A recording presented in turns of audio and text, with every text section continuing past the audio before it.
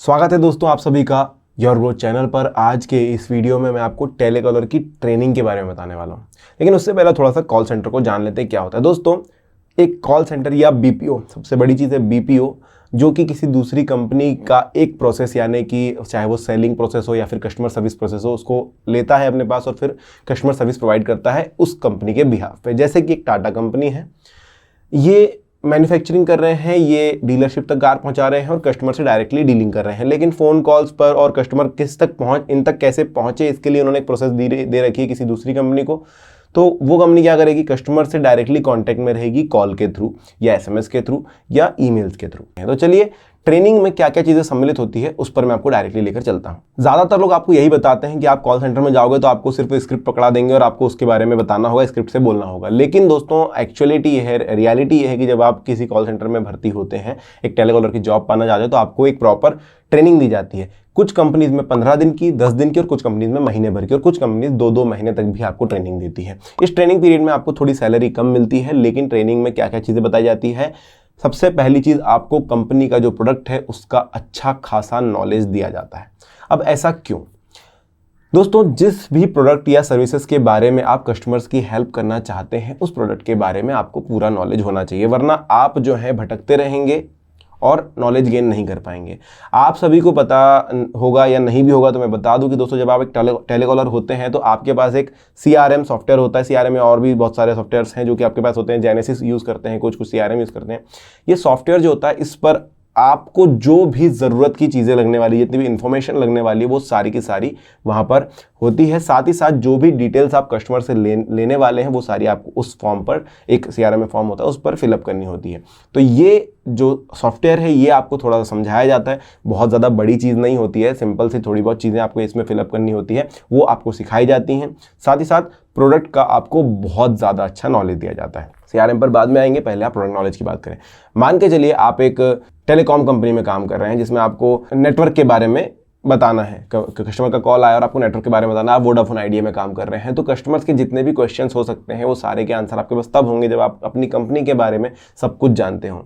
Even आपको ये चीज़ खोजनी आनी चाहिए कि भाई, इनके जो कस्टमर मुझसे बात कर रहा है, इसको नेटवर्क की प्रॉब्लम, उसके आसपास कितनी दूरी पर कोई टावर उपलब्ध है, और अगर नहीं है तो बन रहा है क्या, किसी प्रोसेस में क्या, सारी चीज़ें आपको चेक करनी सिखाई जाती है। साथ ही साथ अपने प्रोडक्ट के जितने भी ऑफर्स हैं या जितने भी प्लान्स हैं, वो सारे के सारे आपको बताए जाते हैं, ताकि जब कस्टमर आपसे पूछे कि यार मुझे तो 2 GB पर डे का 3 महीने का प्लान चाहिए, तो कितने रुपए का पड़ेगा, आप फटाक से बता सकें, आपको सिस्टम में ज़्यादा खोजने की ज़रूरत ना हो। क्योंकि दोस्तों, अगर आप भी खोज रहे हैं और कस्टमर का टाइम ख़राब कर रहे हैं, तो वो गलत चीज़ हो जाती है। अगली बात ये होती है दोस्तों कि देखो, प्रोडक्ट का नॉलेज तो आपको दे दिया जाता है। अब टेलीकॉम कंपनी की बात तो अलग हुई। अगर आप एक गाड़ी की कंपनी में काम कर रहे हैं, तो समझिए कि गाड़ी के बारे में ज़्यादा से ज़्यादा जानकारी आपको होनी चाहिए। अब ये नहीं बोलूँगा कि बहुत ज़्यादा अंदर तक जानकारी चाहिए, लेकिन क्या फीचर्स के साथ आती है, किस तरह का इंजन इसमें लगा हुआ है, किस तरह की बैठक व्यवस्था है, कैसा हैंडलिंग है ना, ये सारी चीज़ें। और बाकी जो कॉम्पिटिटर्स हैं उनसे कितनी ज़्यादा अच्छी है, कितने प्राइस में आती है, ये सारी चीज़ें आपको पता होनी चाहिए। तो प्रोडक्ट के बारे में अच्छा खासा नॉलेज होगा, तभी आप जो है अच्छे से काम कर पाएंगे, वरना आप खोजते रह जाएंगे। बहुत सारी कंपनीज़ में जो एक्सपीरियंस्ड हो जाते हैं, जिनको 6-7 महीने काम करते हुए हो जाते हैं, वो लोगों को मुँह ज़बानी सारी चीज़ें रट जाती है कि अगर प्रोडक्ट्स बहुत सारे हैं। लेकिन अगर प्रोडक्ट्स बहुत सारे हैं और वो सारी चीज़ें मतलब याद कर पाना थोड़ा मुश्किल है, तो आपको कंपनी की साइट भी दिखाई जाती है, जिस पर बताया जाता है कि ये चीज़ आपको यहाँ पर मिलेगी। तो वो प्रॉपर वे आपको याद रहना चाहिए कि भाई, ये चीज़ अगर ढूंढनी है तो मैं फटाफट यहाँ पर जा करके सर्च कर लूँ, तो मुझे एग्जैक्टली वहीं पर मिलेगी और जल्दी मिल जाएगी। दोस्तों, दूसरी जो बात है वो होती है सभ्य भाषा का प्रयोग आपको सिखाया जाता है। अब आप हर जगह पर देखते हैं, हमारे देश में आप जिस भी जगह पर जाएंगे, अलग तरह की भाषा, अलग तरह की वर्तनी का इस्तेमाल किया जाता है। आपका जो एक्सेंट है वो जगह के हिसाब से चेंज होता रहता है। लेकिन जब आप कॉल सेंटर पर कॉल करते हैं, तो आप एक्सपेक्ट करते हैं कि एक शुद्ध हिंदी में या इंग्लिश में या फिर आपकी जो भी नेटिव लैंग्वेज में उसमें बात करने वाला बंदा आपसे मिले, जो कि आपकी बातों को समझ सके और आप उसकी बातों को समझ सकें। तो जब एक कॉल सेंटर में आप जाते हैं, मान के चलिए एक हिंदी भाषी कॉल सेंटर है, ज़्यादातर आजकल इंग्लिश और हिंदी दोनों लैंग्वेजेस में मिलता है, तो वहाँ पर आपको कुछ ऐसे तरीके सिखाए जाते हैं जिससे आपका एक्सेंट भी थोड़ा सुधरेगा और आप लोगों से ज़्यादा अच्छे से कनेक्ट कर पाएंगे। आपने देखा होगा इनके पास जो स्क्रिप्ट होती है उसमें वो लोग आपसे अच्छे तरीके से धन्यवाद किया करते हैं, आपसे माफ़ी मांगते हैं अगर कुछ प्रॉब्लम हुई है तो, कि इस चीज़ के लिए हम माफ़ी चाहेंगे, आपको नमस्कार करते हैं, समय समय पर हाँ जी ठीक है का प्रयोग। तो ये सारे शब्दों का प्रयोग करने से जो है आपसे वो कनेक्ट कर पाते हैं, जिसकी वजह से आपको भी अच्छा लगता है और आपको ऐसा लगता है कि आपकी जो भी प्रॉब्लम है या फिर आपकी जो भी क्वेरी थी वो सॉल्व हुई है। तो ये ट्रेनिंग भी एक कॉल सेंटर में दी जाती है। तो अगर आप इसको ऐसा देखते हो कि कॉल सेंटर में कौन जॉब करेगा, तो एक चीज़ तो बता दूं दोस्तों, आपकी सॉफ्ट स्किल्स जो हैं वो बहुत ज़्यादा अच्छी हो जाती हैं अगर आप कॉल सेंटर में काम करते हैं। कुछ समय ही सही, लेकिन जो ट्रेनिंग पीरियड होता है उसके अंदर आपको बहुत सारी नई चीज़ें सीखने के लिए मिलती है, जिसमें कि आप लोगों से बात करना, उनसे अटैच कर पाना सीख जाते हैं। अगली बात आती है दोस्तों स्क्रिप्ट की। बिल्कुल जिस भी कॉल सेंटर में आप काम कर रहे हैं आपको बहुत कम या मतलब बहुत ही ज़्यादा कम या बिल्कुल मिलेंगे ही नहीं समझिए जिसमें स्क्रिप्ट ना हो। कॉल सेंटर्स या जब भी आप एक टेलीकॉलर की जॉब देखने जाते हैं तो आपको एक स्क्रिप्ट ज़रूर दी जाती है और आपको बोला जाता है कि भाई इस स्क्रिप्ट पर रहिए। अब ऐसा क्यों है? आपको लगता होगा कि यार वही स्क्रिप्ट मैं क्यों बोलूं जबकि मैं इससे भी अच्छे तरीके से बोल सकता हूं। एक चीज़ हमेशा याद रखिए कि यूनिफॉर्म रहना बहुत ज़रूरी है।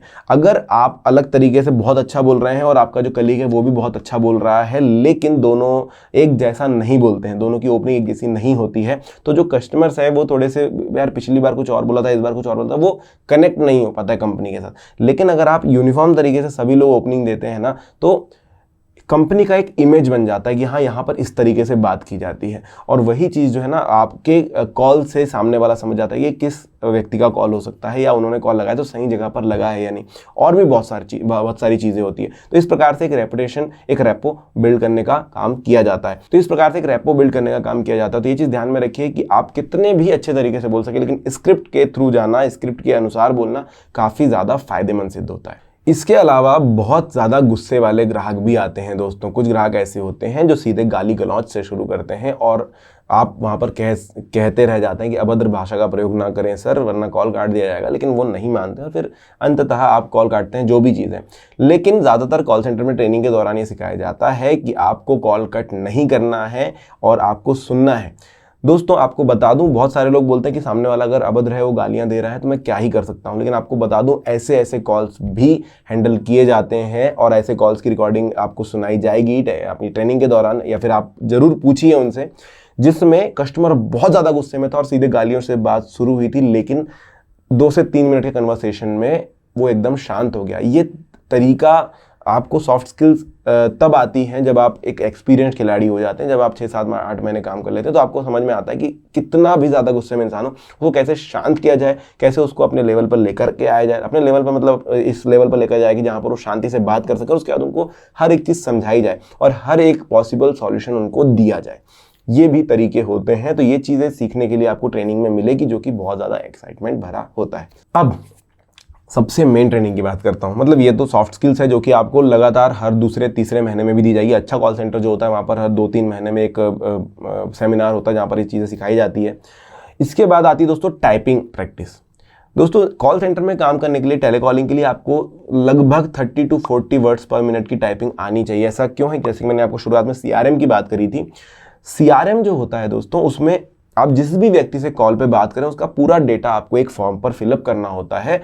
उनसे भी कुछ चीज़ें पूछ करके फॉर्म पर फिलअप करना होता है और उसको पूरी तरीके से पैक करके रखना होता है, सबमिट करना होता है। अगर कोई फीडबैक देना चाहता है तो फीडबैक को तुरंत आपको टाइप करना होता है। तो सामने वाला आपके लिए नहीं बैठेगा ना कि आप टाइप कर रहे हैं, तो वो जो बोल रहा है आप उतने स्पीड से टाइप कर सकें, वो भी पॉसिबिलिटीज़ कम होती हैं। सब लोग को नहीं आता है, लेकिन फिर भी इतना तो हो कि आप उसकी फीडबैक को सही तरीके से टाइप करके दे सकें।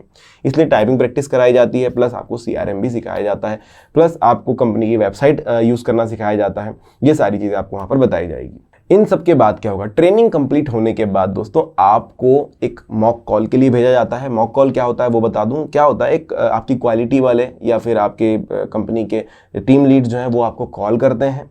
कॉल करने के बाद एक ऐसा ग्राहक वो प्रेटेंड करेंगे, ऐसा कस्टमर वो प्रेटेंड करेंगे और आपसे तरह तरह के क्वेश्चंस करेंगे ग्राहक बन करके, और आपको जो है एक कस्टमर केयर एग्जीक्यूटिव की तरह उन्हें आंसर देना होता है। अब अगर यहाँ पर आपकी सॉफ्ट स्किल वगैरह उन्हें सब कुछ सही तरीके से नज़र आती है, सब कुछ सही होता है, तो आप नौकरी पर रख लिए जाते हैं, वरना ट्रेनिंग से काफ़ी सारे लोग फेल भी हो जाते हैं और बाहर निकाल दिए जाते हैं। तो ये चीज़ ध्यान में ज़रूर रखिएगा। आई होप मैंने सब कुछ बता दिया है। अगर कुछ छूट गया है तो अगर आपको आपके मन में कोई क्वेश्चन है तो कमेंट सेक्शन में ज़रूर पूछिएगा। लाइक का बटन यहाँ पर होगा, फटाफट दबा दिए। सब्सक्राइब तो आप दबा चुके हैं, नहीं दबाया तो दबा दीजिए। मैं मिलूंगा नेक्स्ट वीडियो में, तब तक के लिए धन्यवाद।